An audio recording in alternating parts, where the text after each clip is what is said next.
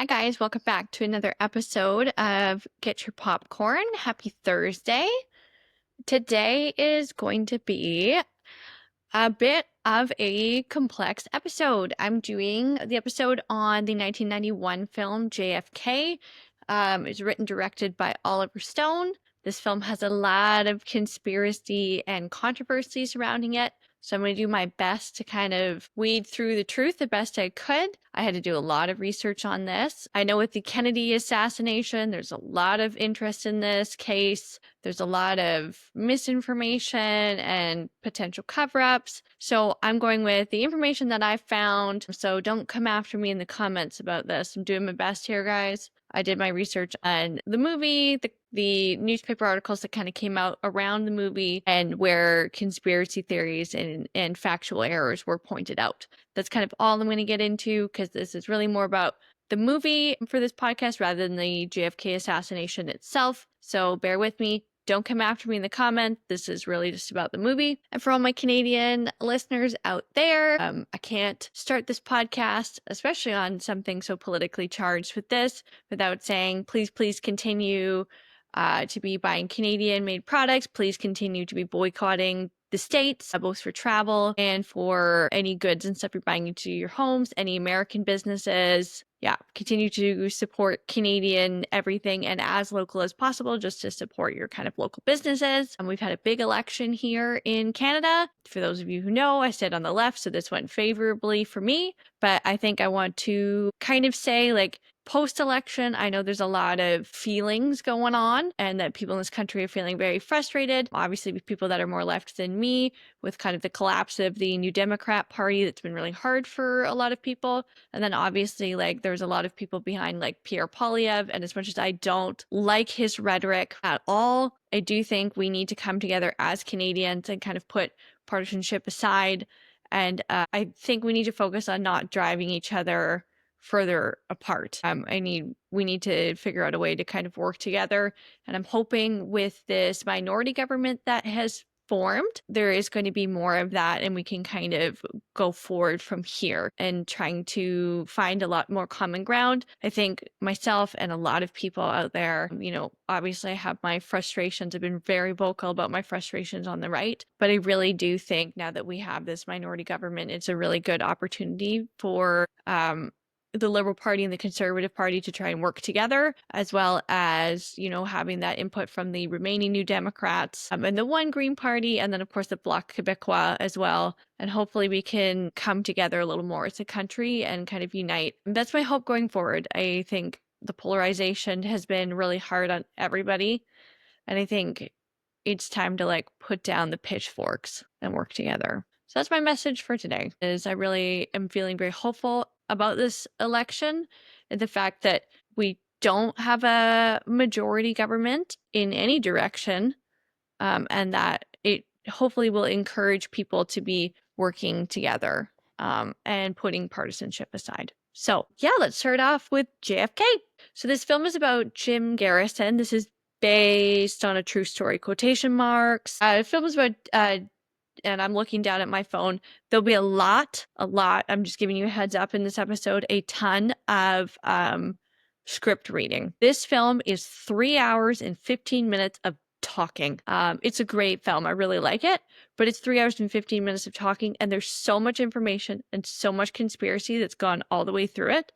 So I am deeply sorry for having to read out so much. It's just going to be the way this episode rolls. But yeah, it's 3 hours and 15-minute long movie that is solidly dialogue. So there's so much. I normally have about 12 pages of notes. I have 24 for this episode. So just bear with me, okay? So this film is about Jim Garrison, who's a district attorney from Louisiana. He was there from 1962 to 1973, and is primarily about his investigation of the assassination of John F. Kennedy and his persecution of Clay Shaw. And it was based on the book that he wrote after all that. So for our pre-production stuff, Oliver Stone met the publisher of Jim Garrison's book. After reading it, he bought the film rights. He wanted to make a film about the assassination rather than the biography of Garrison. He had been extremely fascinated with the case since the assassination actually happened. I think this is something that, kind of radiates through that entire generation that was, alive when that happened, particularly for people that happened when they were kids. I don't know if anybody else has a boomer dad with a special interest in JFK. I know I'm not the only one out there. If you have a boomer dad who also sits on the left, they all have this interest. All boomer dads like World War II, but if your boomer dad is on the left wing, they also have a special interest in JFK. So Oliver Stone read dozens of books on the assassination, and then he had other people working with him to conduct their own research. And this included a book called The Plot That Killed Kennedy by Jim Marrs. And his goal was to create kind of a counter theory to the official reports that were done by the Warren Commission that he found to be kind of factually inaccurate and a bit shaky. And I think a lot of the public feels like that about the Warren. Stone then brought on another writer who had helped with Jim Marrs' books in order to help him write the script. The original drafts for the script were 4.5 hours long, roughly 270 pages, and eventually were cut down to 156 pages. So casting for this movie, it's so extensive. If you go and you look up either on the IMDb or Wikipedia or whatever, like it is so many people that are cast in this film and so many big names. So I'm going to read them off. I actually don't even get into all these characters because some of them are smaller roles within the film while I'm doing this podcast. I won't be going into all of them. I just can't. I would be talking for 3 hours and 15 minutes if I went over everything that happens in this movie. So we've got Jim Garrison, and he is played by Kevin Costner. Initially, both Harrison Ford and Mel Gibson were considered. They both turned it down. I can't really see either of them in this role. We have Kevin Bacon, who plays a character called Willie O'Keefe. We have Tommy Lee Jones as Clay Shaw, who is perfect. If you go and look at the real pictures of Clay Shaw, wow, did they ever do a good job on him? We have Laurie Metcalf as Susie Cox. You may recognize her from Roseanne. We have Gary Oldman, who is just the best character actor of all time, playing Lee Harvey Oswald. Gary Oldman actually did extensive research. He's just a terrific actor, and he met with the Oswald family. And then we have Beta Posnick as Marina Oswald, and she did a lot of research as well by reading the entire, I think it's 28 sections of the Warren Report. We have Michael Rooker as Lou Ivan.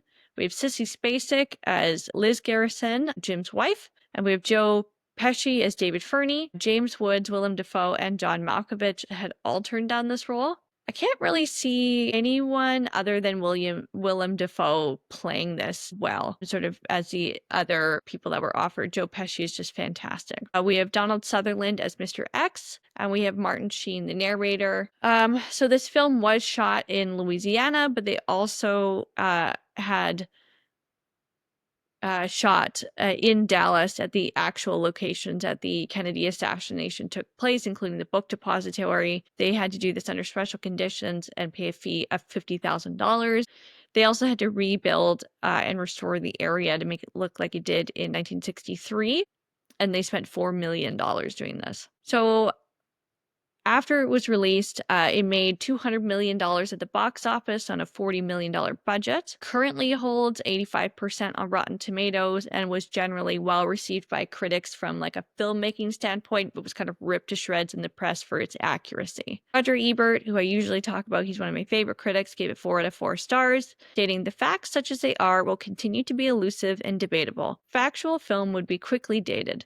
But JFK will stand indefinitely as a record of how we felt, how the American people suspect there was more than was ever revealed, how we suspect Oswald did not act entirely alone, and that there was some kind of conspiracy. JFK is a brilliant reflection of our unease and paranoia, our restless dissatisfaction. On that level, it is completely factual. And then we have Jack Valenti, who says, equally a propaganda masterpiece and equally a hoax. Mr. Stone and Lenny, gosh, I don't know how to say that, Riefenstahl, have another generic linkage. Neither of them carried a disclaimer on the film that its contents were mostly pure fiction. Stone recalls in an interview, I can't even remember all the threats, they were so many of them.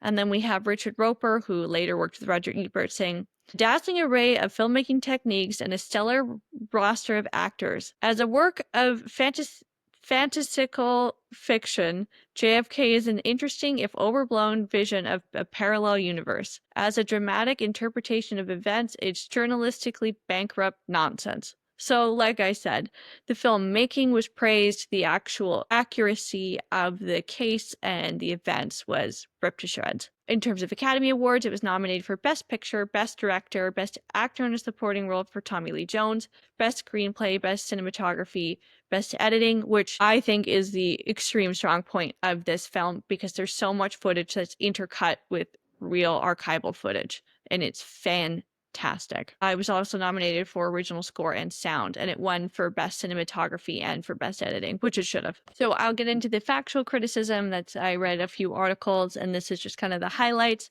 Again, like, I'm not into debating on what did and did not happen. I'm just reading kind of what the film was criticized for. So part of the criticism was the movie manufactures images and clips. Like I said, like, this is where the editing is kind of genius. So it does archival footage as well as things that they made just specifically for the film, and it intercuts them almost seamlessly to, if you aren't really looking for it, like if you're a general audience member, let's say that you don't really understand film editing, the way it was done, like, you can't really discern what is actual footage and what is archival footage. They also created composite characters, and this is where a lot of the accuracy was picked apart. There's a character played by Donald Sutherland called Mr. X, who's actually a composite character of a couple of different people. And then Garrison's role was inflated more or less to make him kind of the sole investigator, as opposed to being like more of like a team effort, obviously because he's protagonist of the film and they're trying to center it around him as the hero. Obviously, because it is a film and it's Hollywood, Oliver Stone manufactured scenes and conversations that have never been proven to have taken place or were completely fictional and just written for the film itself. Despite the fact that he later discussed this in interviews, it is quite misleading. Garrison's investigation in the first place took only 1 hour for the jury to acquit Clay Shaw, due to his like lack of credible witnesses, although there was a couple of deaths surrounding people who would have been credible witnesses. So obviously that helps in the theory that maybe there was some sort of conspiracy that the people he would have needed to testify just kept dying. And then some of the statements were that he, the main reason he was assassinated is because Kennedy wanted to pull out of Vietnam. So I have a quote from Kennedy from a specific interview about this. They do contradict each other a little bit, but I thought it would give some insight. In the final analysis, it is their war, and they are the ones who have to win it or lose it. And the second part is, I don't agree with those who say we should withdraw from Vietnam as it is a very important struggle.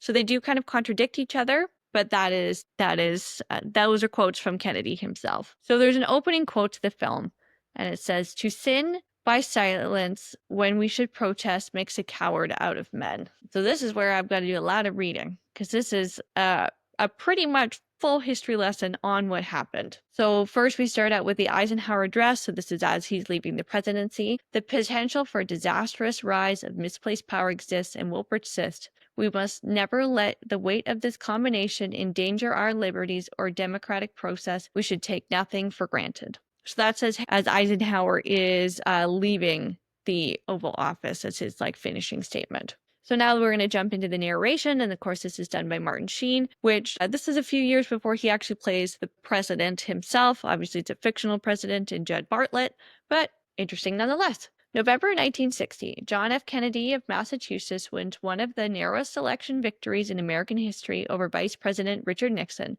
by a little more than 100,000 votes. Rumors abound that he stole this election in the Illinois for the Democratic political machine of Mayor Daley. At his inauguration, at the time when American males all wore hats, he let his hair blow free in the wind. Alongside his beautiful and elegant wife of French origin, Jacqueline Bouvier, JFK is the symbol of new freedom in the 1960s, signifying change and the upheaval of the American public, scaring many and hated passionately by some, to win the election to appease the fears. Kennedy takes a tough Cold War stance at first. He inherits a secret war against the communist Castro dictatorship in Cuba, a war run by the CIA and angry Cuban exiles out of the bases of the southern United States, Panama, Nicaragua, and Guatemala. Castro is a successful revolutionary fighting the American business interests and Latin American companies. Cabot's United Fruit, Continental Can, and the Rockefeller Standard Oil. This war culminates in the disastrous Bay of Pigs invasion in 1961, when Kennedy refuses to provide air cover for the Exile Brigade. Of the 1,600 men who invaded, 114 are killed, 1,200 are captured. The Cuban exiles, the CIA, are furious at Kennedy's irresolution, Kennedy taking public responsibility for the failure, privately claims the CIA lied to him and tried to manipulate him into ordering an all-out American invasion of Cuba. He vows to splinter the CIA into thousands of pieces and fires director Alan Dulles, PD Charles Cabell, and Richard Bissell on top leadership of the agency. The CIA, however, continues its secret war on Castro with dozens of sabotage and assassinations attempts under ZR Rifle and Operation Mongoose. In the ensuing months, Kennedy clamps down on the Cuban exile activities, closing training camps, restricting covert operations, prohibiting shipments of weapons and the country. The covert arms of the CIA nevertheless continue their plan to assassinate Castro. In March of 1963, Kennedy announces drastic cuts to the defense budget. In November, he orders the withdrawal by Christmas of the first 1,000 troops of the 1,600 stationed in Vietnam. He tells several of his intimates that he will withdraw from Vietnam troops after the 1964 election, stating that the Assistant Secretary of State, Roger Hilsman, the Bay of Pigs, has taught me once not to trust the generals of the CIA, and two, that if he wants the American people do not want to use American troops to remove communist regime 90 miles from our coast. How can I ask them to use the troops to remove a communist regime 9,000 miles away? Finally, in August of 1963, over the objection of the Joint Chiefs of Staff, the United States, Great Britain, and the Soviet Union signed a treaty banning nuclear bomb testing in the atmosphere, underwater, and in space.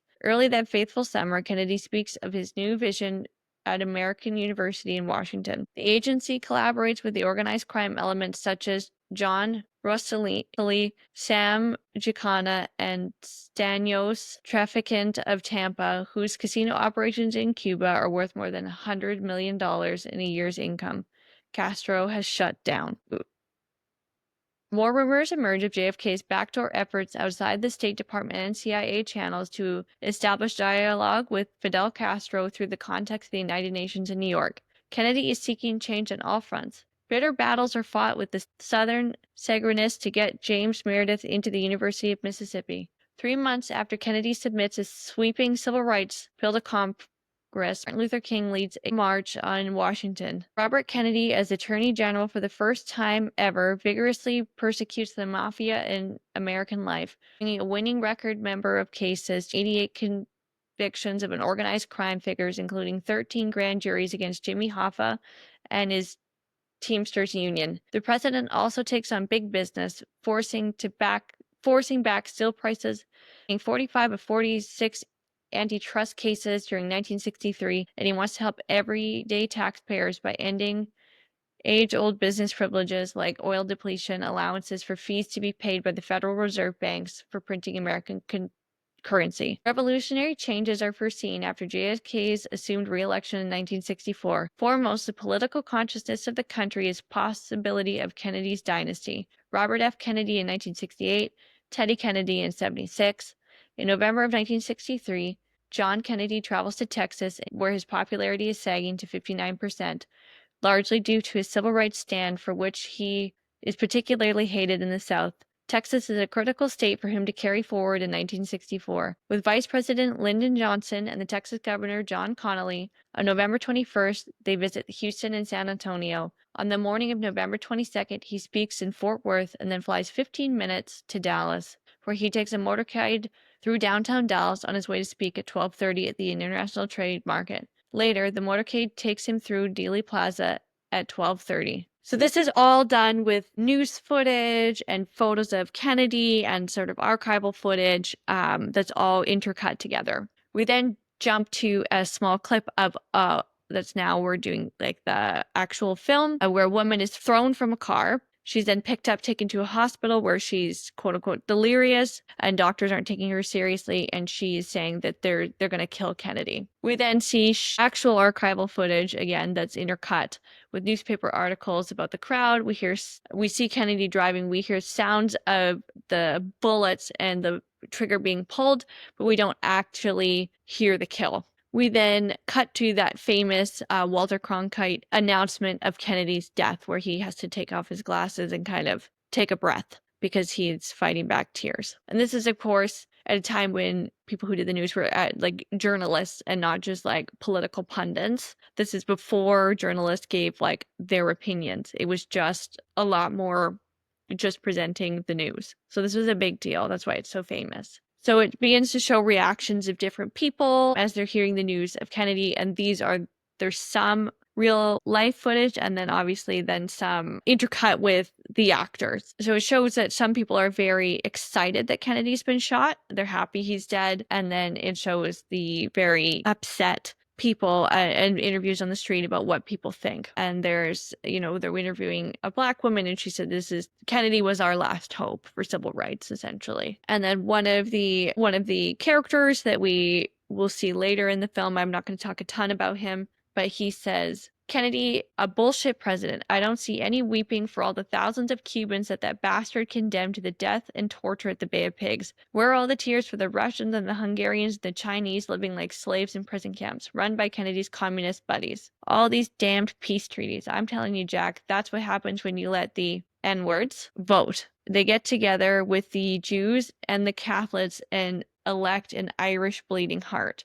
And this is very interesting. We've talked a lot about this over I believe, Gone with the Wind and now Sinners, and we'll definitely discuss it when we discuss Departed later. Irish people received a lot of hate for a long time. That was one of the things that they brought up about Kennedy a lot, was his being an Irish immigrant. Not popular at the time. I think now we like lump Irish people into like being part of this like majority of these white people, but for a long time, like Irish people were not liked in history at all.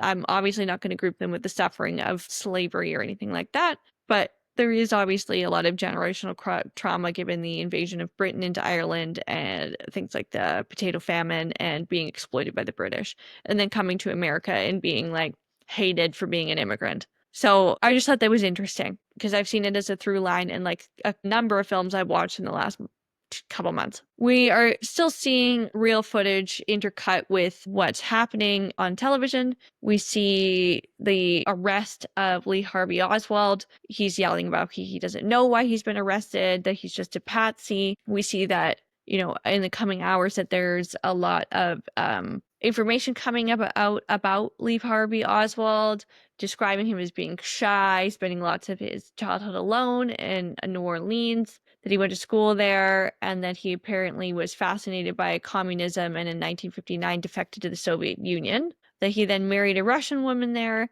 and had a child and then moved back to the United States. And he's believed to be a dedicated Marxist and a big supporter of Fidel Castro and left-wing causes. Left-wing. So far left. So left. Gonna read out some of the back and forth between some of the newsmen. Oswald has been passing out pro-Castro pamphlets, an organization called Fair Play for Cuba, a communist front he reportedly belongs to. We have Maria Oswald, his Russian-born wife, who has identified the rifle found in the book depository as belonging to her husband. And we have 3 backyard photos that were found yesterday among Oswald's possession in the garage of Janet Williams' home, Reviving, Texas, where Marina Oswald and her children were living. The picture apparently was taken earlier this year. Police say that the rifle, a cheap World War II Italian-made, was ordered from Chicago, mailing home and then shipped to Oswald's alias at a post office in March 1963. There were the same rifle that was used to assassinate the president. And then we're continuing to see this news. We're continuing to actually now see Jim Garrison, who's going to be our protagonist, watching a lot of this take place. And then we see Jack Ruby assassinate Oswald on television. So Jim Garrison, the protagonist of this film, is a district attorney that is intrigued by the assassination and begins to follow leads within New Orleans involving the case. And this leads him to a man named David Ferry, who is a pilot David Ferry is a gay man and has connections with Oswald, although he denies that he ever met Oswald, despite the fact that he was in his unit as a pilot as a teenager. He gives his accounts of the day of the JFK assassination, and Jim Garrison doesn't believe it. Again, I can't read out all of the different pieces of quote-unquote evidence or conspiracy. We would be here for weeks, guys. The FBI then questions David Ferry, and they deem it unnecessary to continue the investigation, so it's closed. We then have Jim's family introduced now into the plot. It shows kind of a happy home life. He's got the most beautiful house ever.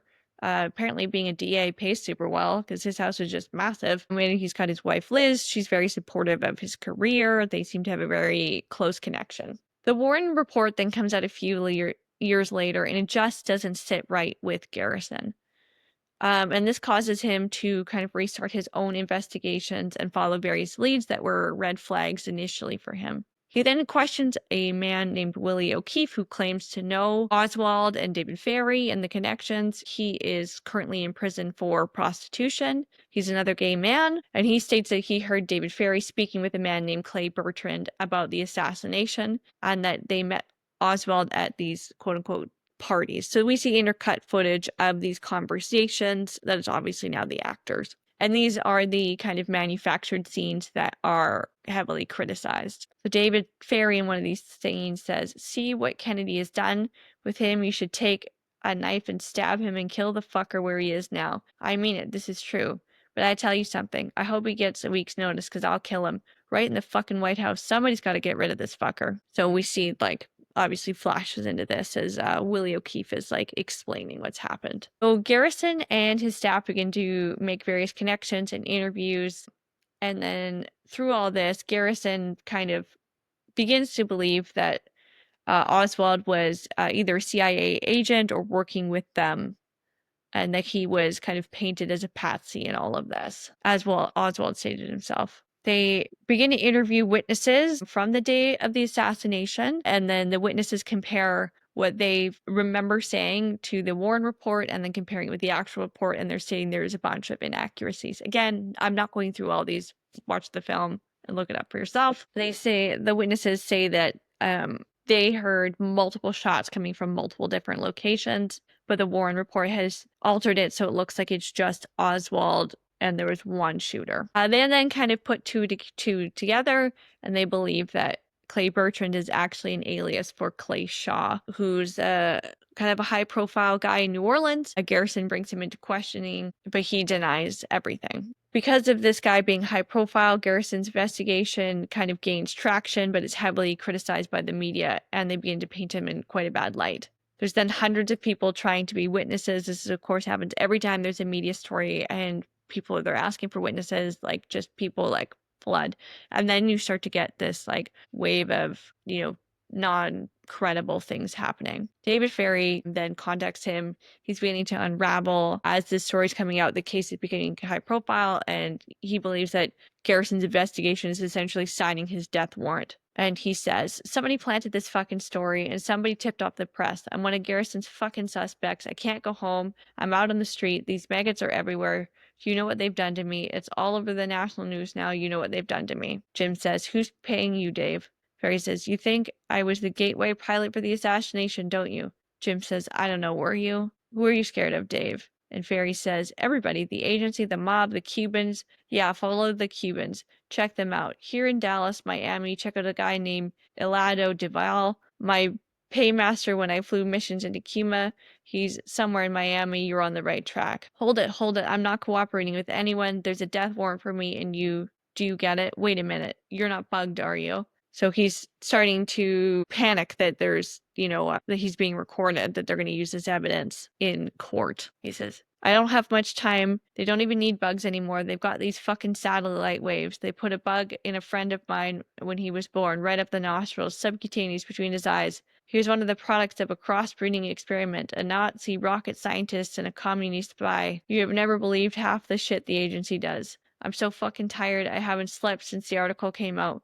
Why do you guys have to get me involved with this?" And then one of Garrison's staff named Lou says, "Did we involve you, Dave, or did Clay Shaw?" Ferry says, "That cocksucking," I'm not going to say the word, but the F word that's for gay people, "he's got me by the balls." What do you mean? Says Lou. Photographs, compromising stuff, and he'll use them all. The agency plays for keeps. I knew Oswald. He was in my Civil Air Patrol unit. I taught him everything. A wannabe, you know. Nobody really liked him because he was a snitch. I treated him good. Talk about this kid, you know, really wanted to grow up with a chance, but he got a raw deal. The agency fucked him, and they're gonna fuck me too. And Jim says, let me get this straight. Clay Shaw is blackmailing you? And Ferry says, fucking A, how do you think the agency gets people to do this bullshit? Fuck knows what they got on Oswald. And Lou says, what about the mob, Dave? How do you figure this? And Ferry says, the agency too. Don't you get it? The CIA and the mafia together, trying to whack out the beard. Mutual interests. They've been doing it for years. There's more to this than you dream. FBI fucking hates the CIA. Navy intelligence got something to do with it too. Check out Alan Pope in Miami. Jack Youngblood, Bill Harvey, Colonel Rosseline. The shooter I hear was a Dallas cop in the bagman at Ruby's Club. I heard he shot his own partner. Got that? Check out the rich fuckers in Dallas. H.L. Hunt, he's dirty. That's all I know. But the agency always runs the show. Check out something called Mongoose, Operation Mongoose. Government Pentagon stuff. They're in charge. But who the fuck pulls whose change? Who the fuck knows? Fun and games, man. Check out Southeast Asia.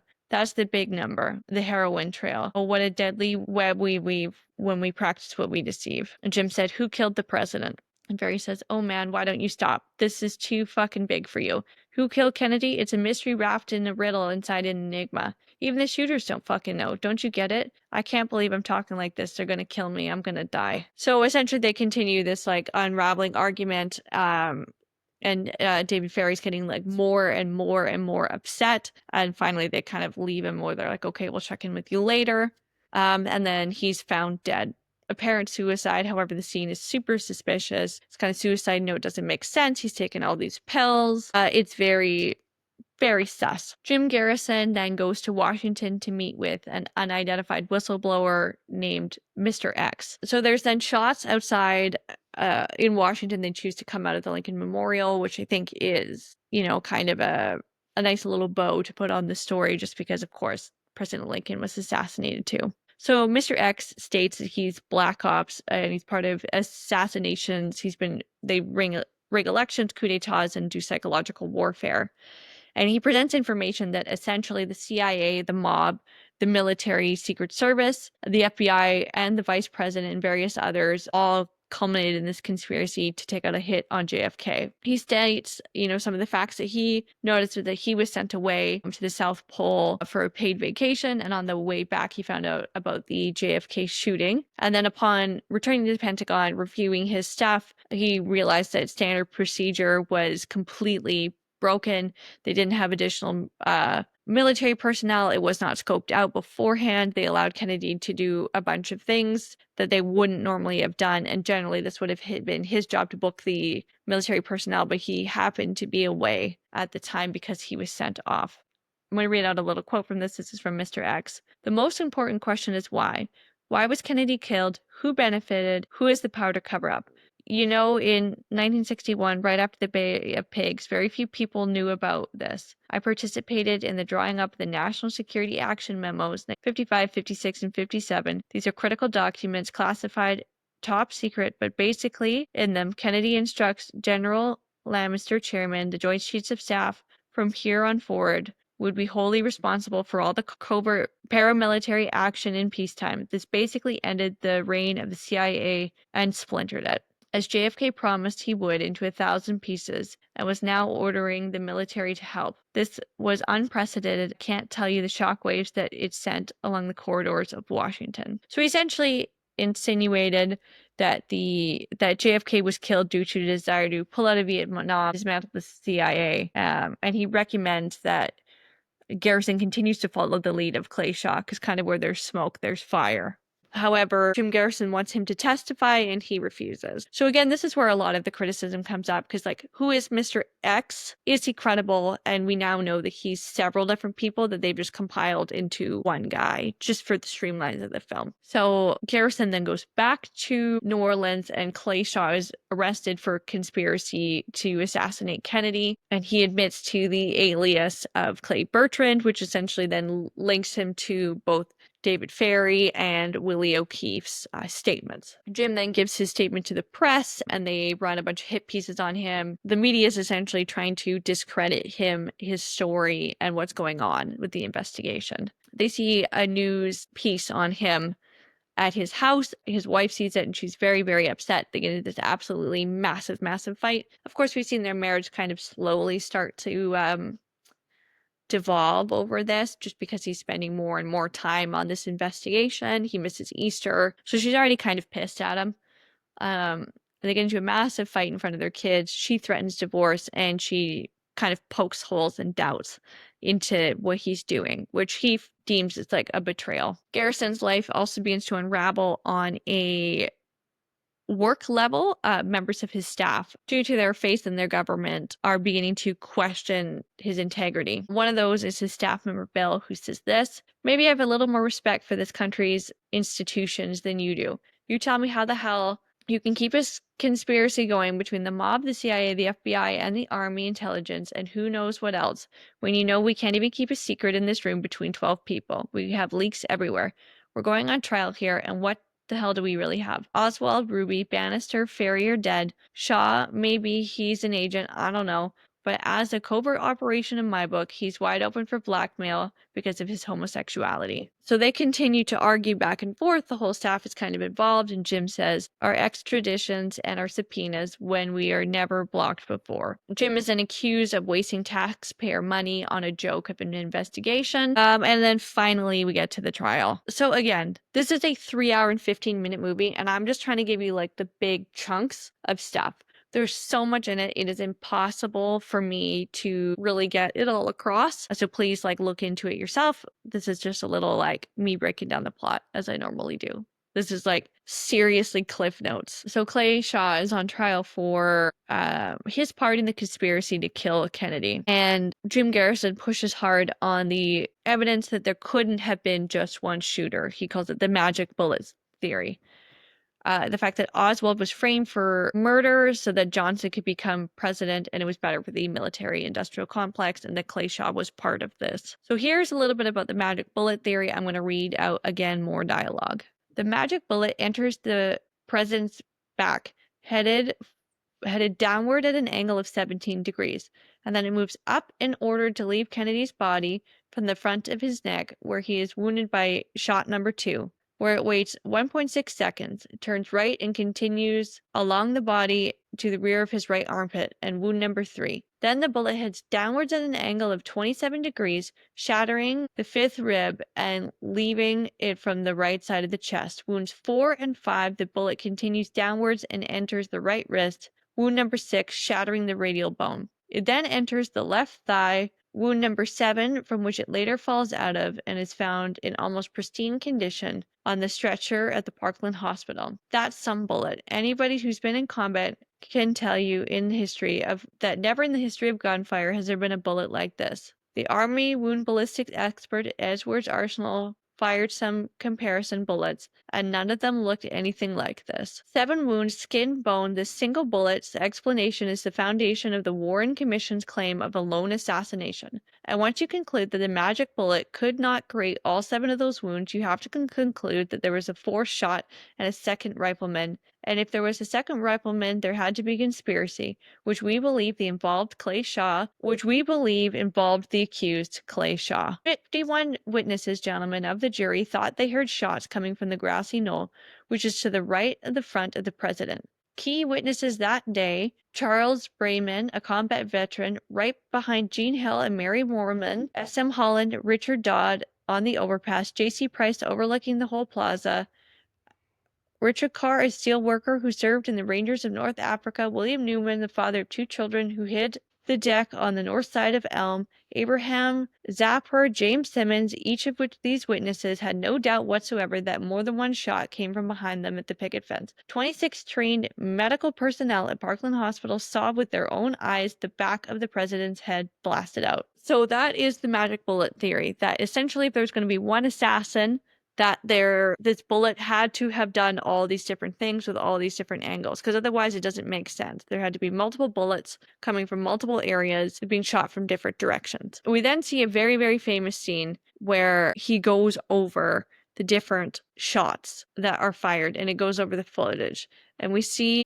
the footage, and he goes back and forward and rewinding the scene of the back of his head being shot out. And it's the famous scene, back into the left, back into the left. You've probably seen the Seinfeld episode that kind of like does a parody of this a little bit. I'll read it again. This is a key shot. Watch it again. The president's head is going back into the left, shot from the front and the right. Totally inconsistent with the shot in the depository. Again, he repeats it. Back into the left. He repeats it like a mantra. Back into the left, back into the left, back again to the left. What happens then? Pandemonium. The shooters quickly disassemble the various weapons, all except the Oswald rifle. The jury then deliberates for an hour, and Shaw is cleared of all charges.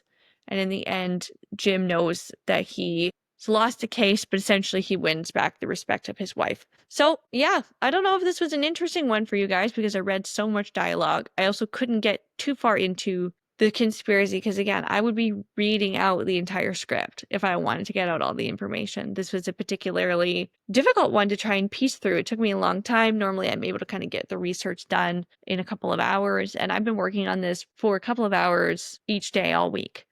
So I'm really hoping that you guys found this interesting. Again, if you are a JFK conspiracy person or there's factual errors or whatever, I'm really doing my best here, guys. Between the script and the different articles I read and the Warren Commission's report and all the different things, as well as the new documents that were released, doing my best. It's so much information, guys, so I highly recommend you looking it up on your own, or if you're like a aficionado, please don't drop me a comment. I will not be responding to them.